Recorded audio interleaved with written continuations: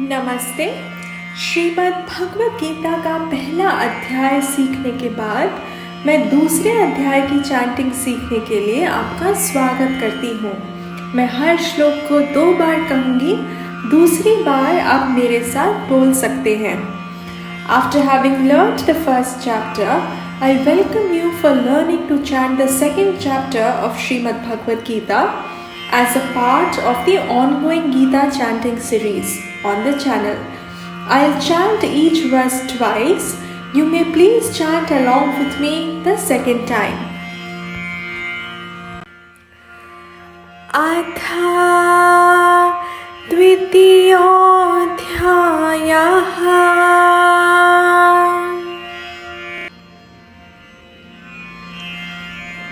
Sanjay Uvacha Tantatha Kripayavishtam Ashrupurnakulikshanam Vishidantamidau Vakyam Uvacha Madhusudanaha।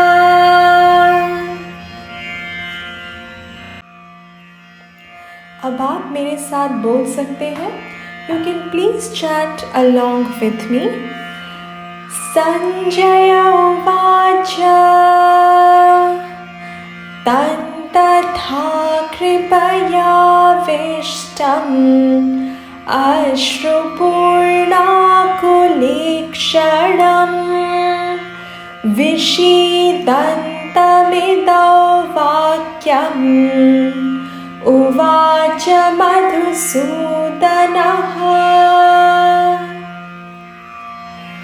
Sanjay ने कहा, इस प्रकार करुणा और विषाद से अभिभूत आंसुओं से भरे नेत्रों वाले व्याकुल अर्जुन से मधुसूदना यानी श्री कृष्ण ने यह वाक्य कहा।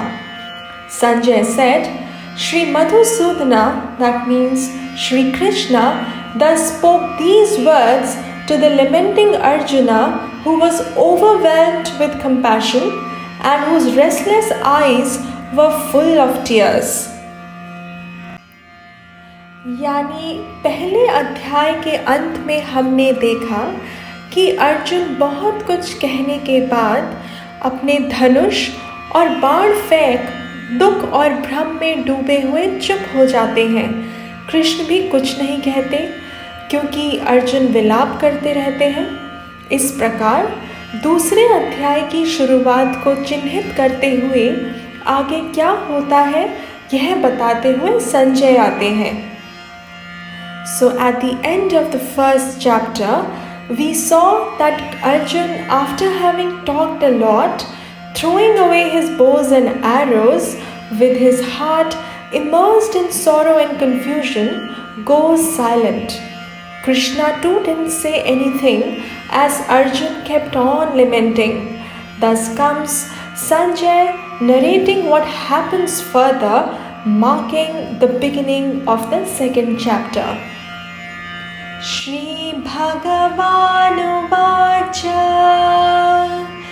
Kutastva Kashmalamitam Vishame Samupasthitam Anaryajushtamasvargyam Akirtikaram Arjuna।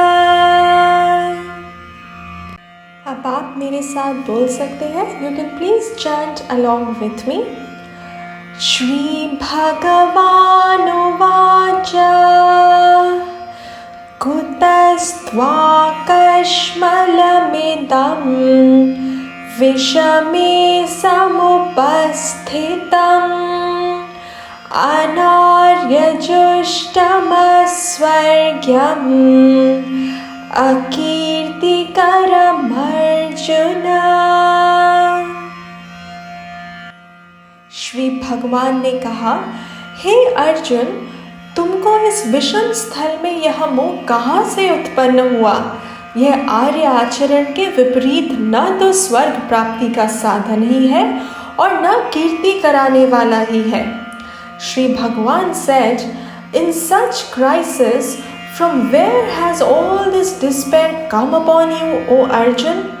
It is not at all becoming of an upright man, and does not add to your good name either, nor is it which leads one to heaven.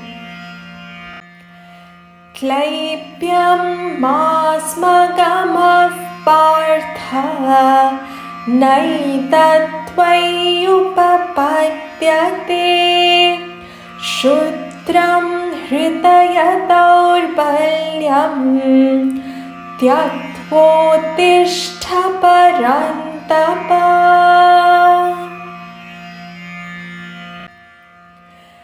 Klaipyam masmagamav partha naitattvayupapadyate shudram hridayataurbhalyam tyaktvotishta parantapa.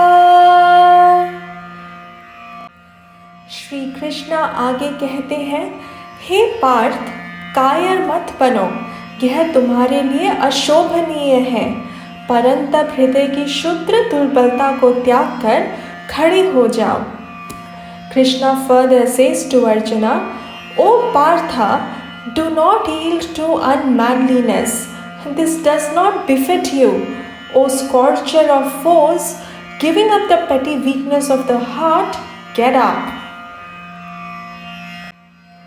Arjuna uvacha katham bhishmamaham sankhye dronam cha madhusudana ishubhiv pratiyotsyami pujarha varisudana. Arjuna uvacha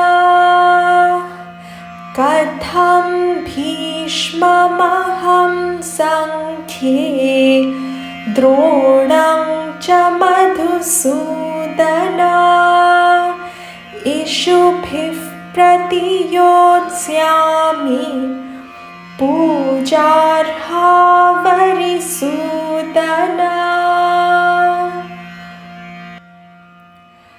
Arjun ने कहा, हे मधुसूदन, मैं रणभूमि में किस प्रकार भीष्म और द्रोण के साथ बाणों से युद्ध करूंगा? हे मधुसूदन, वे दोनों तो पूजनीय हैं. Arjun said, O Madhusudana, O destroyer of enemies, how can I fight with arrows in battle against Bhishma and Drona, who are worthy of my worship? इस प्रकार इन श्लोकों में कृष्ण केवल अर्जुन से आग्रह कर रहे हैं कि वे अपने कर्तव्य को भ्रम और शोक के आवेश में आकर न छोड़ें.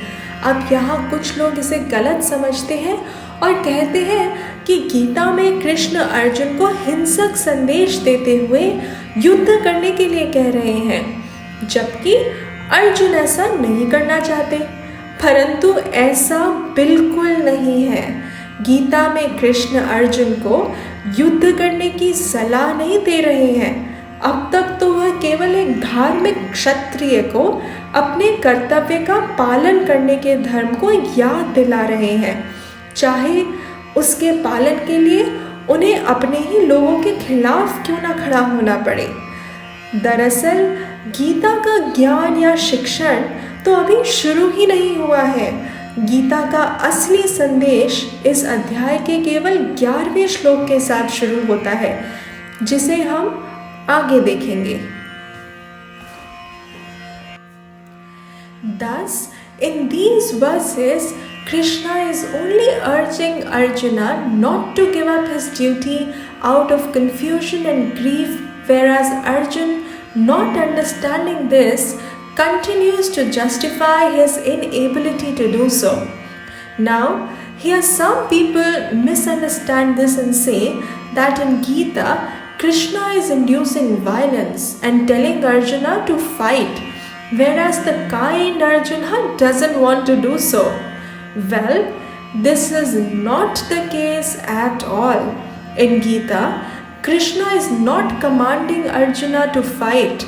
So far, he is only reminding a righteous Kshatriya to not abandon his duty but stand up for upholding dharma, even if it is meant to stand against his own people. Actually speaking, the wisdom or real teaching of Gita hasn't even started yet. Gita's true message starts only with the 11th verse of this chapter, which we shall see in the coming verses.